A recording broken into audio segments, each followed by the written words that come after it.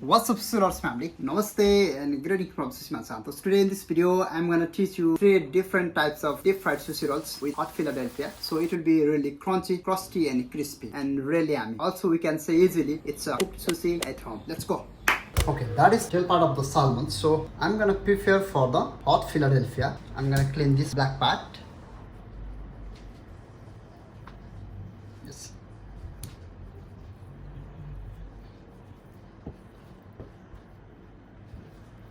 For the fried sushi, you can use, doesn't matter, but today I'm going to clean these ones, okay? And I'm just want to show you to all of my sisters family.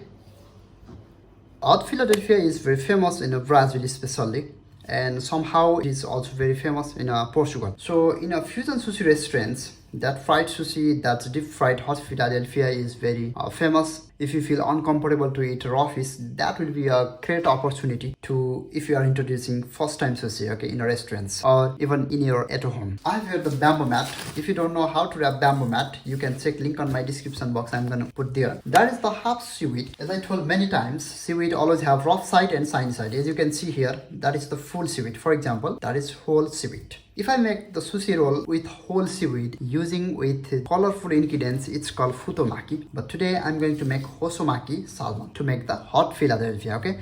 That is the whole seaweed. I cut in the middle so it became a half.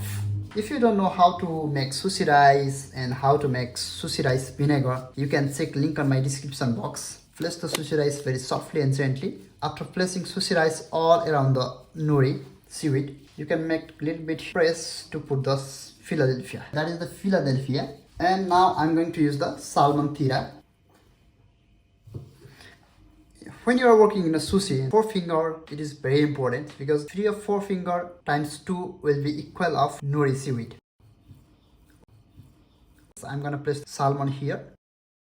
Then let's roll it. When I'm rolling, I'm taking the nori seaweed a little bit downside. I'm leaving just 1 finger here. As you can see, take the bamboo mat with your finger like this, with your thumb finger, and secure the salmon by 3 finger and roll it very carefully.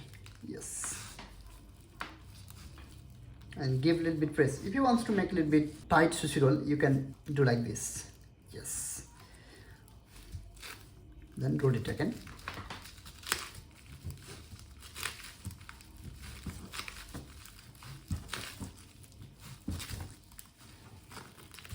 Yes, first sushi roll is ready. Now I'll make same Hosomaki sushi using less salmon, okay? Less salmon and less rice as well. Philadelphia also. Also you can do like, take the Philadelphia and you can put like this. I'm gonna use this. Then roll it.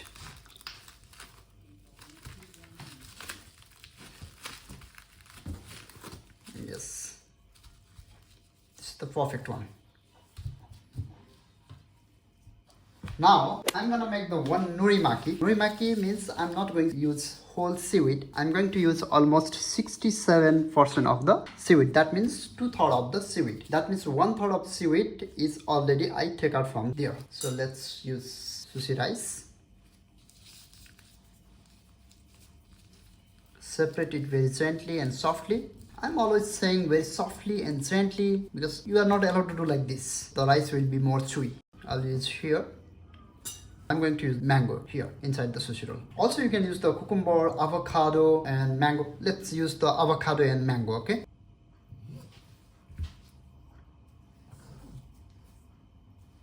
Then let's roll it.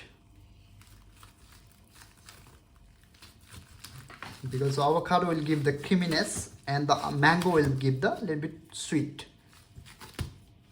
Yes. Joining part I'm going to put the downside so and it will close properly. Now time to make tempura butter. If you don't want to use the tempura butter, you can use the egg as well. To make the tempura butter, normally we should use tempura flour. Today I'm not going to use the tempura flour. I'm going to use normal farinha. It's a flour. In Portuguese we call the farinha, okay? And also you can use a little bit pinch of salt here and the ice cold water. So mix it very softly.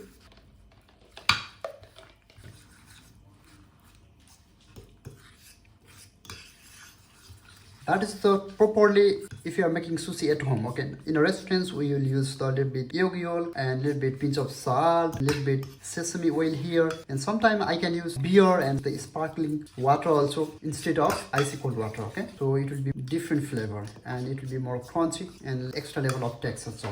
Definitely I should have the breadcrumbs, panko. Here I'm going to use a little bit flour so it will be more crunchy and it grab more tempura butter. And the most important things, it will start to go oil inside the sushi roll during the deep frying time. Okay.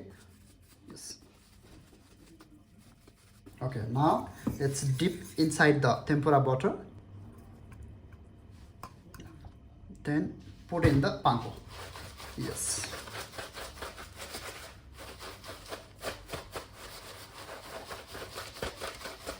I'm going to do the same process for the Hosomaki Philadelphia also. Yes.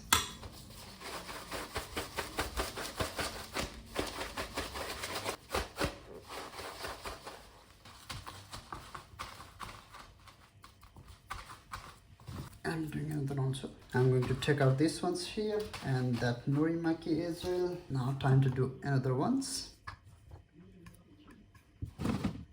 Okay. In this sushi roll, inside this sushi roll, I have lots of salmon and cream cheese also in Philadelphia.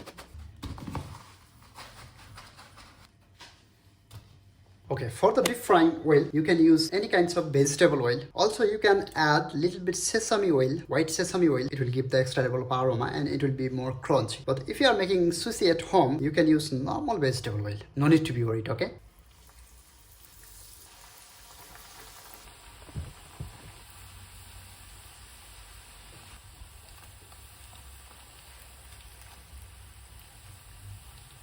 For example, if you don't have the tempura butter, you can use the egg. You can dip on the egg and you can use the panko. So it will be same as like that one, but the crunchiness will be a little bit less because the tempura butter will give more crunchiness and crustiness. I want to do a little bit more crunchy, more golden brown. This is just a little bit brown, still not crunchiness. No. Yes, it's done. I'm going to take out. You can see here the more crunchiness. Wow, so good. And sushi roll.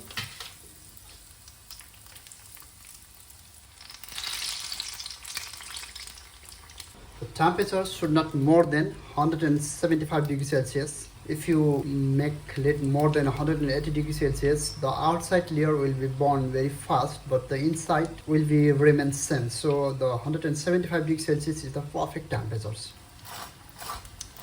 Nice. Going to take out this one. So you can see here.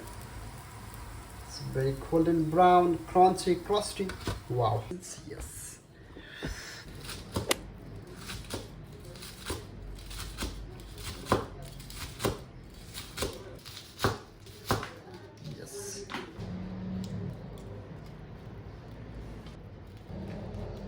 I have here the sweet chili, I have here the teriyaki sauce, and I have here the sauce for the deep fried sushi roll. So I'm going to use the sweet chili. If you don't know how to make sushi, you can check link on my description box. I'm gonna put there. I already made this video. And here is the teriyaki. This is the most accessible video. I already made how to make teriyaki also. And that is the sushi sauce for the deep fried sushi roll. Now teriyaki. Just a little bit sweet chili. Fine chopped spring onion, cibolino, and white sesame seeds. Yes, this is our hot Filadelfia. I'm pretty sure you're gonna love this recipe. This is crunchy, crusty, sweet, sour. Wow, so good.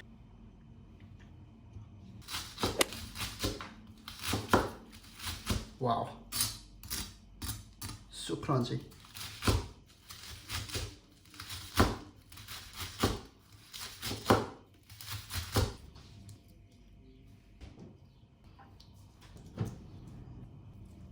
Just sweet chili here and teriyaki sauce. Just a little bit sushi sauce for the fried sushi. You can check link on my description box. This is very good sauce for the deep fried sushi. Okay, nice.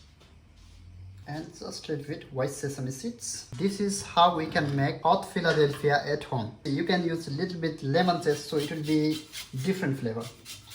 That's it. This is how we can make the hot Philadelphia sushi at home. I'm pretty sure you're gonna love this recipe. This is crunchy, crusty, sweet, sour. Wow, so good. Okay, I have here the remaining one. So this ones I'm going to make a little bit different, okay? This is the extra video.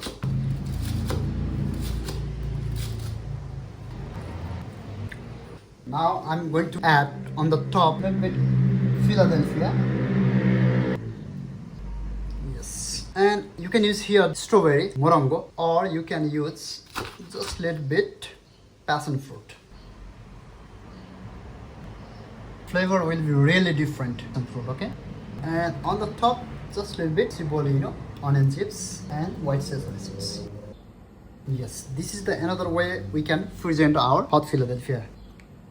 Thank you so much for watching this video, guys. Stay safe, stay healthy. See you in the next video. Have a good day. Thank you so much, all of my sisters family, for your love, support, and respect. Thank you. Have a good day.